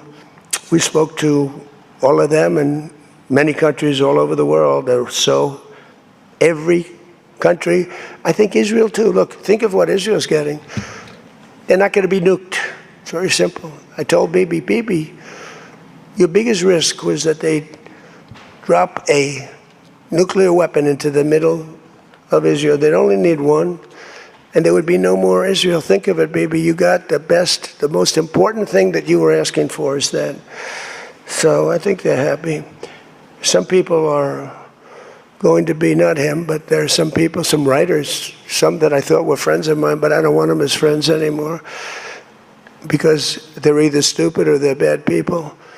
But we stopped nuclear holocaust, and it stopped too. I mean, there's not going to be any of that. So from the beginning to the end, it was clear that this week, America's back. It's bigger and better and stronger. We're more respected as a country right now, I think, than we ever have been. And we were a laughingstock 2 years ago. They would laugh at us. We had a man that should have never been there. You know that. A man that would walk up to a podium once every year, and they'd ask him, what flavor ice cream do you like? I like vanilla. Then he'd try and find the stairs, which he couldn't find most of the time, and he'd leave. This is very unfair reporting. And then you said you didn't know about that. You didn't know there was something wrong. We can never let that happen to our country again. To me, the worst. We had the worst inflation ever. We had the worst in prices and the costs. It's all coming down now because the oil is bringing it down. You're going to see numbers that are going to be amazing. But this evening, I look forward to a very special dinner with President Macron and his fabulous wife at the Palace of Versailles. I sort of like that palace. Palace has a lot of gold. I want to check it out. It's a beautiful palace, maybe the most beautiful of all. I hope you're going to get to see it. The ones that are traveling with me, I hope you're going to get to see it because it's amazing. But they asked me if I'd stay a little bit longer and go to Paris. So I'll get home a little bit later, but it'll be a nice dinner. But I'm interested to see it. I mean, that's the ultimate, I guess. It's the ultimate of its type. Louis XIV, celebrating the 250th anniversary of America's founding and America's oldest alliance. And we're celebrating that a little bit tonight. They'll have the biggest people in Europe at the dinner. And those people love our country. And hopefully Europe is going to find its way. Europe is having a lot of hard times. They're doing some things very badly on energy and on immigration. They're doing things very badly. And we'll be talking about that tonight. So with that all said, if you want to ask us any questions, feel free to ask the people behind me. Yeah? Peter? Bonjour. You've been clear, President Trump, the United States is not going to directly pay Iran, but the U.S. is going to let the Iranians start making billions of dollars, selling oil, accessing this reconstruction fund. Only if they're doing things right. Only if, Peter, only if, we're not doing anything. We're not putting up money. Only if they're doing things right. If they're doing things right, if people want to invest, they can invest. But they had this $300 million fund. It's only $300 billion fund. It's only if they're doing things right. Remember this also. When you talk about billions of dollars, they've had much more than $1 trillion worth of damage done. They got a long way. There'll be 15 to 20 years to rebuild what they have right now. So they have to behave themselves. If they're not behaving, they get hit again. You know, they'll be hit again because we can do it very easily. It's going to take a long way for them to build back their anti-aircraft stuff. It's going to take, and you know, the other thing I want to thank China, President Xi, I was with him, and he stayed neutral, totally neutral, and I appreciate it. And I want to thank Vladimir Putin. He was very neutral. They could have made it much more difficult for us. And I want to say it. You know, somebody would say, oh, that's terrible. He's thanking President Xi of China. Well, let me tell you, I had a long talk with him. You know, they have shoulder weapons to knock down airplanes. That it's not like the real deal, but they're accurate. They're fairly accurate. I said, I would really appreciate you're not giving or selling any of that stuff to Iran. And you know what? For the most part, he didn't. So I just want to thank them because they made it a lot better. Can you explain, though, what the difference is between giving Iran U.S. dollars and unfreezing U.S. dollars? Well, the unfreezing is an easy one to answer. We have taken a lot of their money, and we have their money. We have taken their money. It's not our money. It's their money, and we froze it. At a certain point in time, I guess we're going to have to give it back. You know, if we didn't give it back, nobody would ever invest in the dollar again. If you took their money, because I thought about it, you know, I'm not the most perfect person. I said to Scott, why do we keep their money? What the hell are we giving it back to them? But, you know, people from lots of nations, some nations we don't agree with, they have their money. The dollar's become very strong under me. And they don't want to have a little conflict with somebody and end up having the United States just take their money. So if you do that, you really don't have a system. And I did just want to ask you about this. A wise man once said in January of 2020, Iran never won a war, but never lost a negotiation. That wise man. Who said that? Donald Trump. Oh, that's what I thought you were going to say. So how do you go back to the United States and convince a skeptical American public that this deal is a win? Look, here they lost militarily, okay? It's very tough because I know that no matter what, if I would go, by the way, if I'd go another 3 or 4 weeks, those same people that are critical would say, he went too long, he should have done, you know, no matter what. If they raised the white flag of surrender, and if they said, praise be to Allah, Donald Trump is the greatest president ever. We totally concede. We totally give up. This war is over. We have failed.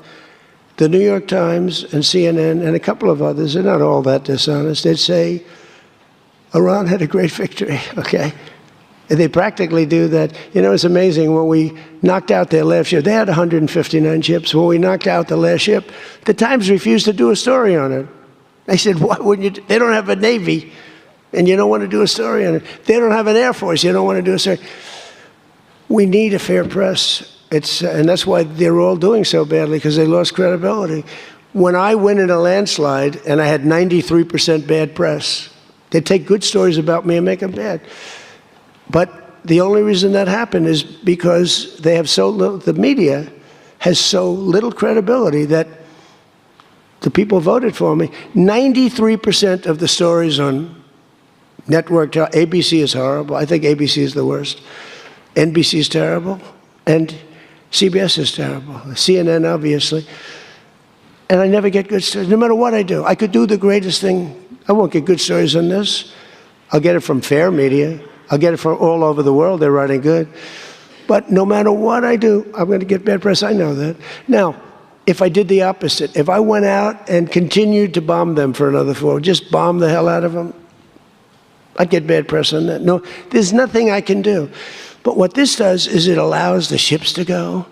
If we keep bombing, those ships won't be going. And you're talking about $500, $600, $700 million a day. It's a lot of money, a lot of money. That's why the world is okay. It's liquid, it's fine. Also, we run out of reserves in about 4 weeks. You know, there are reserves all over the world, and we would really run out. And there'll be a time when you wouldn't be able to get it. And you want to see Bedlam? So for all those so-called geniuses that want to show me how smart they are, ask them why didn't they blow up General Soleimani? Ask that of the general and a couple of other people that I like very much, but boy, are they wrong. Go ahead.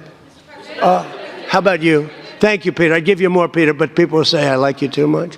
Thank you, Mr. President. Bonsoir, Mr. You know, he told me that first day in office, he asked me like 7 questions. I answered all of them. Is this true? He said, he just answered more questions in one meeting than Joe Biden did in 4 years. Okay, you know, I'm not going to get you in trouble, but that's what you said. Go ahead.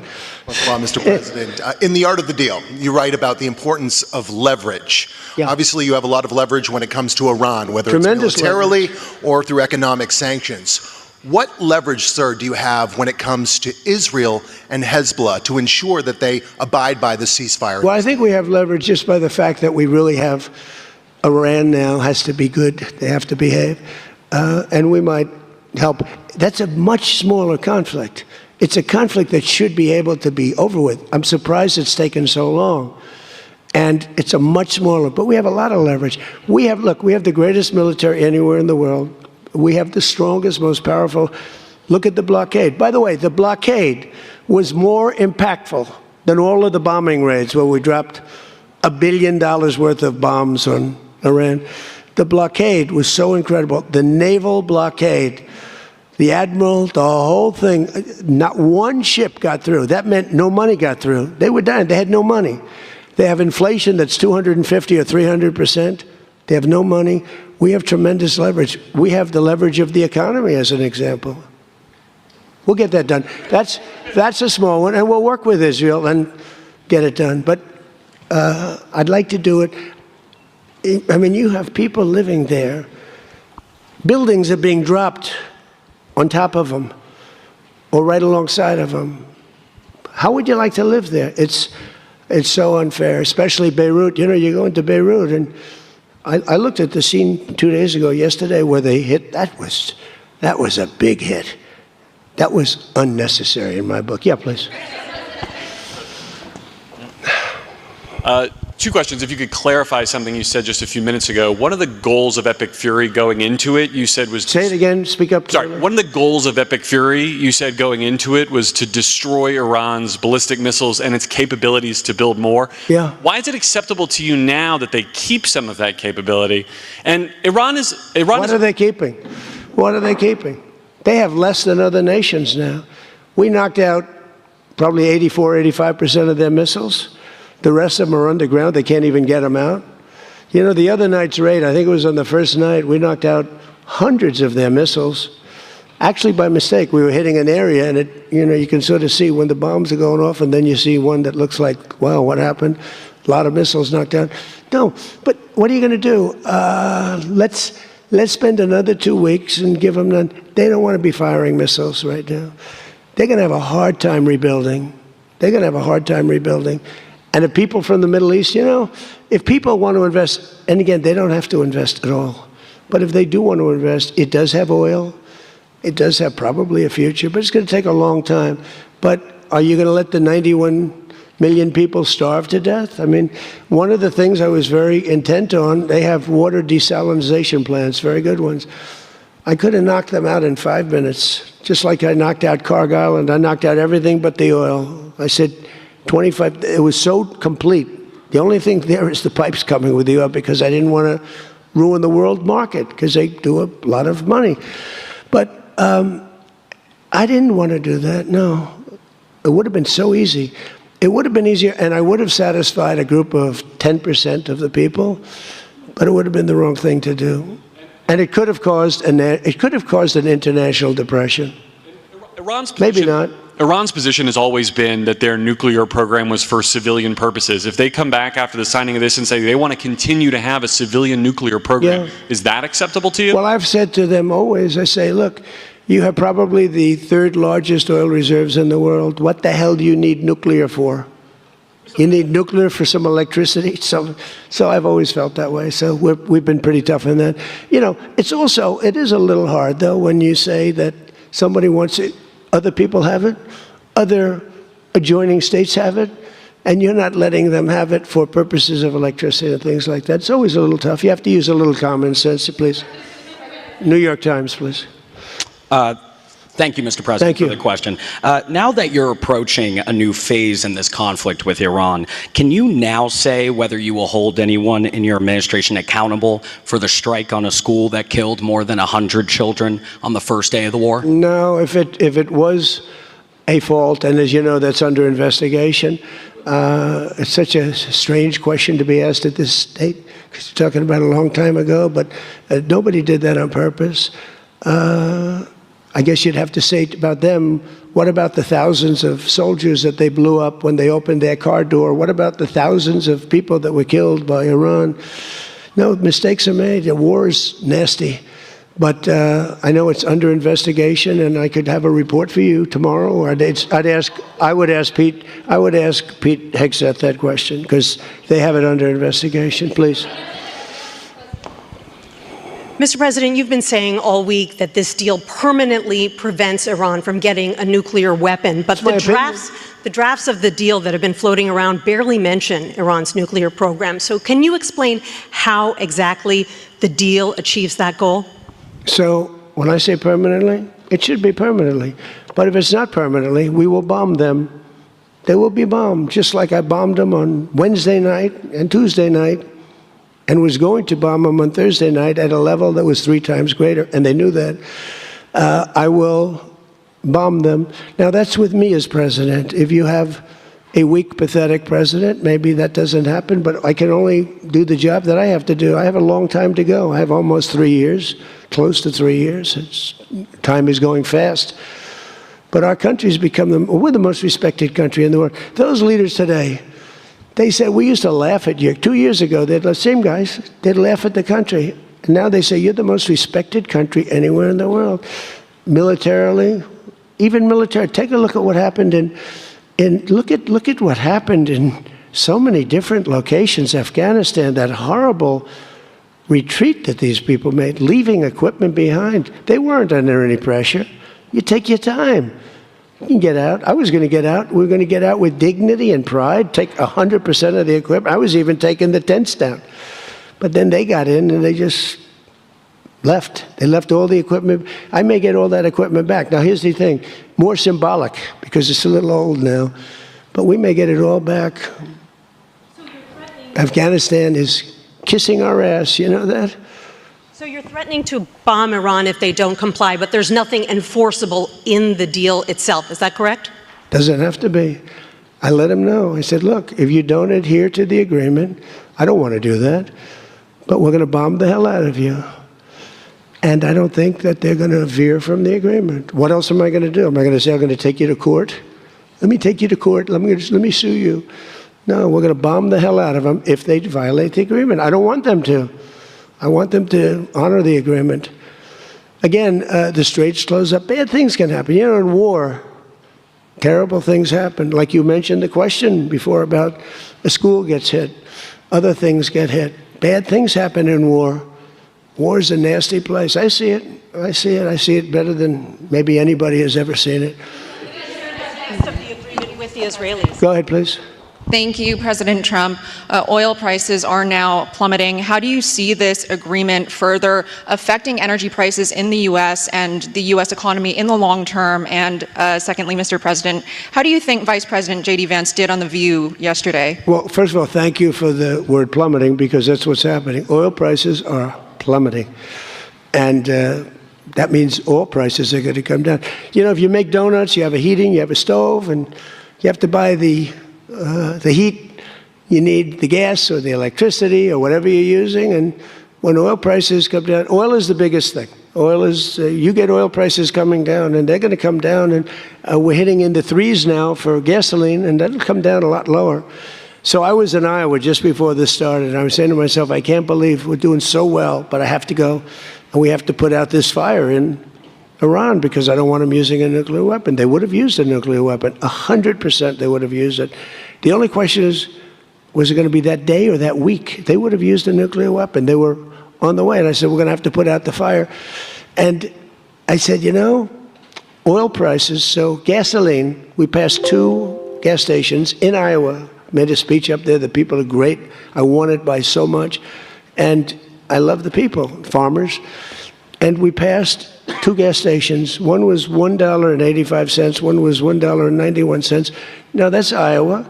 But it was, I mean, California has all those crazy taxes that they put on, you know, California taxes. But the oil was down to $2 to, I'd say, between $2 and $2.50. And it was heading down further. And we were going to have a great run. We took a little journey down to a place called the Islamic Republic of Iran, and we bombed the hell out of them. And now they can never have a nuclear weapon. Now, we had a disturbance, but I must say it was much less than anybody thought. The oil never went to $350 a barrel. It went to $115, $120. The oil never went anywhere near that. And the other thing, I thought the stock market would go down 25 or 30%. The stock market a week ago, before we started this, was higher than it was when we started, which tells you that we have a very resilient economy. We have the strongest economy we've ever had. Now, the word affordability is a fake word but made up by the Democrats. Here's where it's fake, because they made it up, because I inherited these prices. And when I had my first news conference, first day, they started screaming affordability, the Democrats. Affordability, affordability, they're screaming. I say, what's that all about? They gave it to me. They gave it to me. It's affordability. And they use that word to a fare thee well. Well, they were the ones that created the affordability crisis. I'm the one that got it down. Remember, highest insurance rates in history, highest rates for everything. Eggs, remember eggs? They were 4 times more expensive than they were in my administration. And I got it down, Peter, very quickly. Our secretary did a good job of agriculture, Brooke. She did a great job with eggs and everything else. And now that the oil is coming down, you're going to see everything follow. Everything follows the cost of energy. And we're going to end up having the lowest energy anywhere in the world